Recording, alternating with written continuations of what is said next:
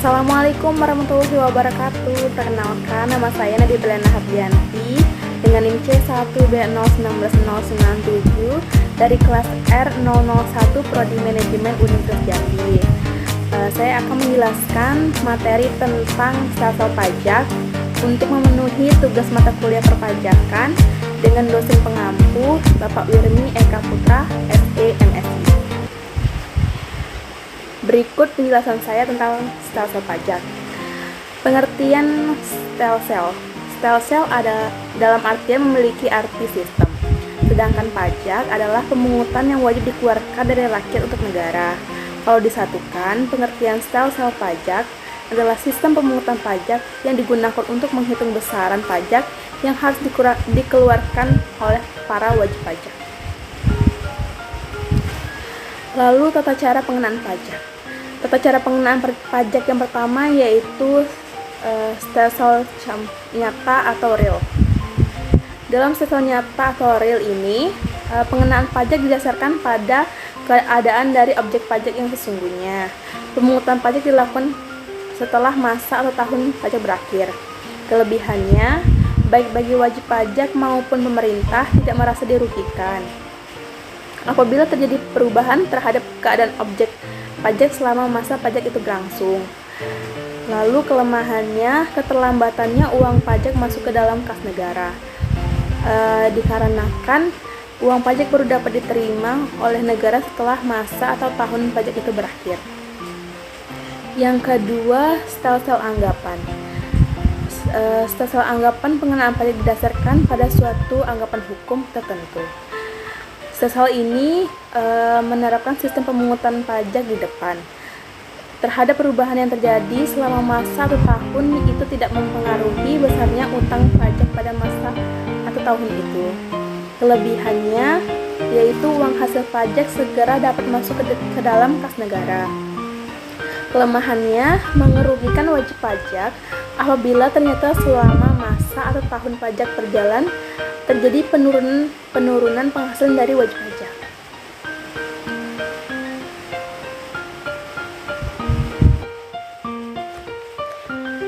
Lalu stelsel campuran. Stelsel ini dalam pengenaan pajak di mana awal tahun dipungut berdasarkan stelsel anggapan dan akhir tahun ditetapkan dengan stelsel nyata. Penggunaan stelsel ini membawa konsekuensi digunakannya sistem pemungutan di depan dan di belakang sekaligus. Stelsel ini digunakan dalam pajak penghasilan. Kelebihannya, pada awal masa atau tahun pajak uang hasil pajak sudah dapat masuk ke dalam kas negara sehingga dapat segera digunakan. Kelemahannya, adanya ketetapan yang dilakukan 2 kali selama masa atau tahun pajak yang bersangkutan. Lalu, sistem pemungutan pajak. Sistem pemungutan pajak yang pertama yaitu Full Self-Assessment System adalah sistem pemungutan pajak di mana wajib pajak menentukan sendiri jumlah pajak terhutang sesuai dengan ketentuan perundang-undangan perpajakan. Yang kedua yaitu Semi Self-Assessment System.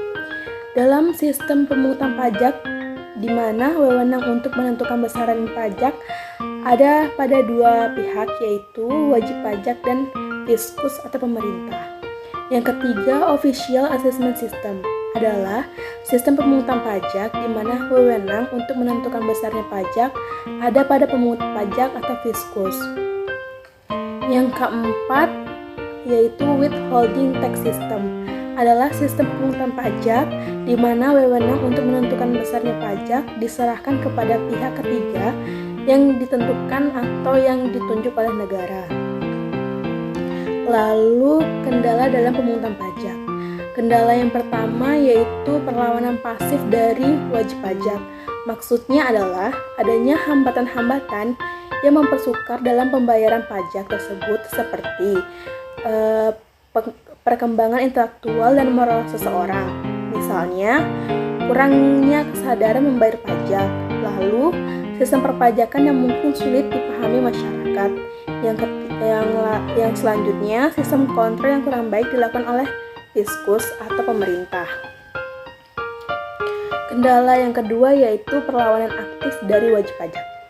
Maksudnya adalah semua usaha dan perbuatan yang secara langsung ditujukan pada fiskus atau pemerintah dengan tujuan menghindari pajak. Ada dua bentuk perlawanan tersebut, yaitu yang pertama tax avoidance, yaitu upaya meringankan pajak dengan tidak melawan undang-undang, misalnya mengajukan keringanan pajak. Yang kedua yaitu tax evasion, yaitu upaya untuk meringankan pajak dengan melanggar undang-undang, misalnya melakukan penggelapan pajak. Lalu penggolongan pajak. Penggolongan pajak jika dilihat dari sifat-sifat tertentu masing-masing pajak maka dapat dibedakan menjadi 4, yaitu pajak atas kekayaan dan pendapatan atau PPH. Yang kedua, pajak atas lalu lintas hukum atau bea materai, lalu lintas kekayaan atau BPHTB, dan lalu lintas barang atau PPN. Yang ketiga, pajak yang berdasarkan kebendaan atau PBB. Yang keempat, pajak atas pemakaian atau PPN cukai.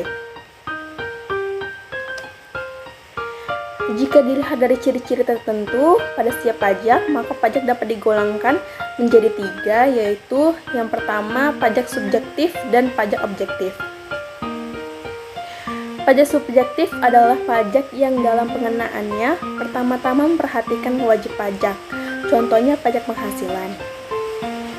Pajak objektif adalah pajak yang dalam pengenaannya pertama-tama memperhatikan objek pajak yang selain daripada benda, ada pula berupa keadaan, perbuatan, atau peristiwa yang menyebabkan timbulnya kewajiban membayar, contohnya PPH.